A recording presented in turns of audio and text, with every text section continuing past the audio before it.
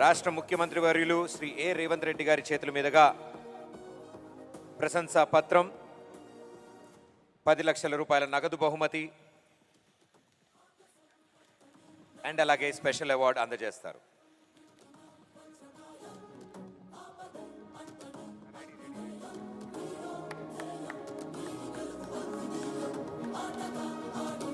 ఎంతో మందికి inspiration and ఎప్పటికీ inspiration our very own megastar Chiranjeevi garu. Congratulations sir.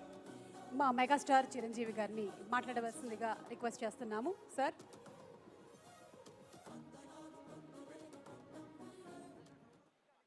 ఈనాటి చాలా హృదయంగా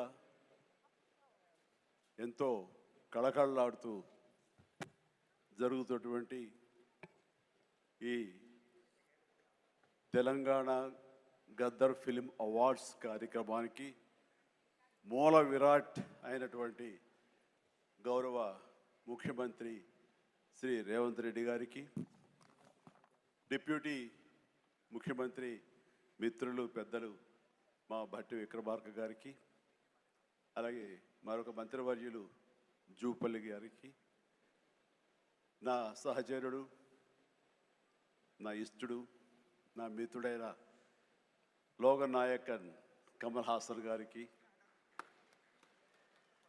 మరో సోదరుడు నాగార్జున గారికి, అలాగే మరొక నాగేశ్వర గారి అవార్డు అందుకోబోతున్న జయసుధ గారికి, అండ్ బెస్ట్ యాక్టర్ సంపాదించిన నాగ చైతన్య, అలాగే బెస్ట్ యాక్ట్రెస్ రష్మిక మందన, ఇతర అవార్డు గ్రహీతలందరికీ స్వాగతం పలుకుతున్నాను, అభినందనలు తెలుపుకుంటున్నాను. ఈ శ్రీ పరాభవనామ తెలుగు సంవత్సరాది ఉగాది శుభాకాంక్షలు ఇక్కడ ఉన్నటువంటి ప్రతి ఒక్కరికి, ఆహ్వానితులకు, వీక్షిస్తున్న వారికి, రెండు రాష్ట్రాల తెలుగు ప్రజలకు ప్రతి ఒక్కరికి నా మనస్ఫూర్తిగా తెలుపుకుంటూ నా సంతోషాన్ని వెలిబుచ్చుకుంటున్నాను. ఎక్కడైతే కళాకారులు గౌరవించబడతారో అక్కడ రాష్ట్రం, దేశం, ఆ రాజ్యం సుభిక్షగా ఉంటుందన్నది నానుడి.